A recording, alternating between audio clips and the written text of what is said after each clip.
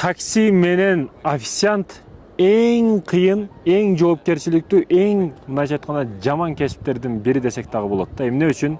Мен жаштарга айтат элем, өзгөчө бойдокторго айтат элем, мээңерди ар дайым чарчата турган, иш аракетке келтире турган, колуңар бутуңар деле эмес, физический жактан эмес, мээни иштете турган иштерге көбүрөөк басым жасагыла.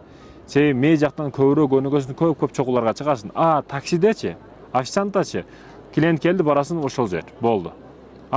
Таксидечи, алисеже бүт сени кайга барышың керек, каяктан кайга келишиң керек, бүт белгилеп койгон, ошонун чызган чызыгынан чыга албай жүрө бересиң да. Башка жумуштарда, мээни иштете турган жумуштарда, илим маселелерде мээң дайым кыйналып, дайым өсүүдө болосуң да, дайым окууда болосуң, үйрөнүүдө болосуң. Бул жерде эч кандай үйрөнө турган нерсенин өзү дагы калбайт да. Бул деген арам кесип деген эмес. Болгону, урматтуу мекендештерим, Путин дагы таксилик кылган, устаздарыбыздан көп, Абишк устаздан көп кыйналып таксилик кылган. Мисал үчүн айтып атам, убагында туалет тазалаган Абишк устаз мисал үчүн убагында. Бул дегени жаман кесип, арам кесип деген эмес. Айтайын дегеним, убактылуу иште бул нерселерде. Бирок өзүңдүн кесибиң, өзүңдүн максатың, өзүңдүн ийгилигиң болсун, өзүңдүн багытыңды бербе.